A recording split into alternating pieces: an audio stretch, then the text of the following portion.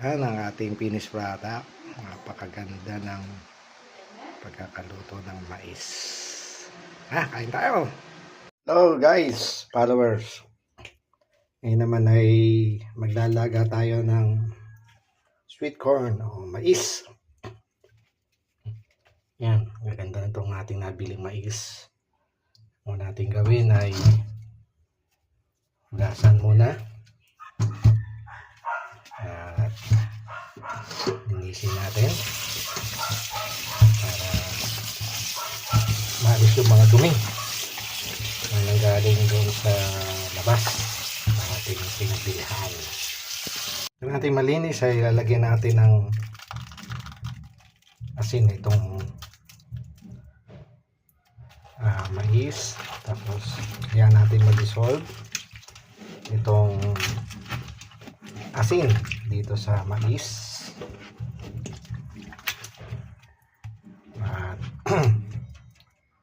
at ito lang muna natin yan hanggang ma-dissolve.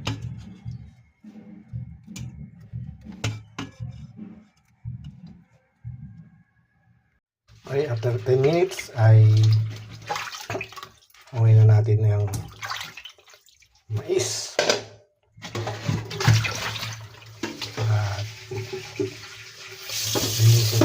Lagyan natin ulit ng tubig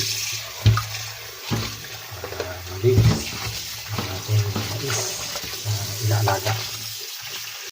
Tapos budburan ulit natin ng asin bago natin totally lutuin.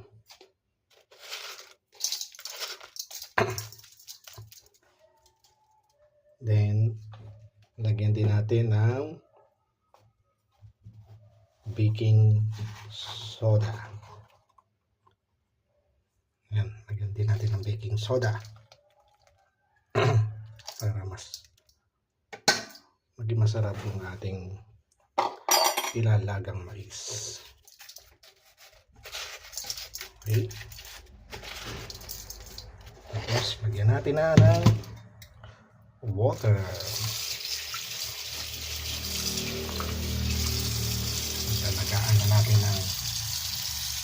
Lalagan na natin ito.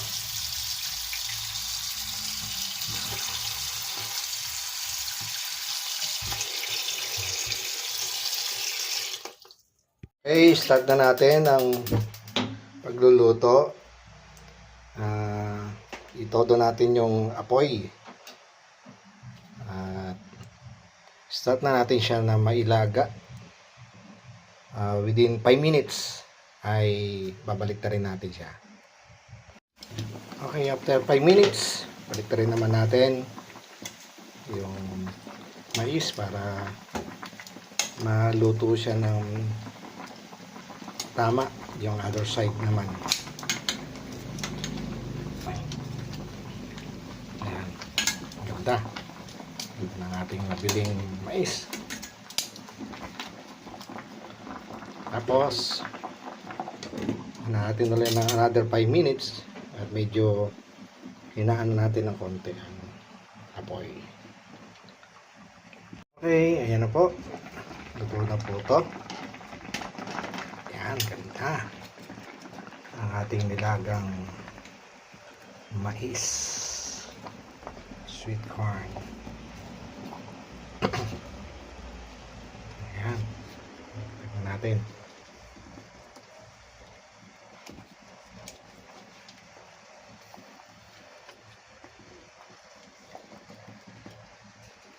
Pagkasustansya nitong mais at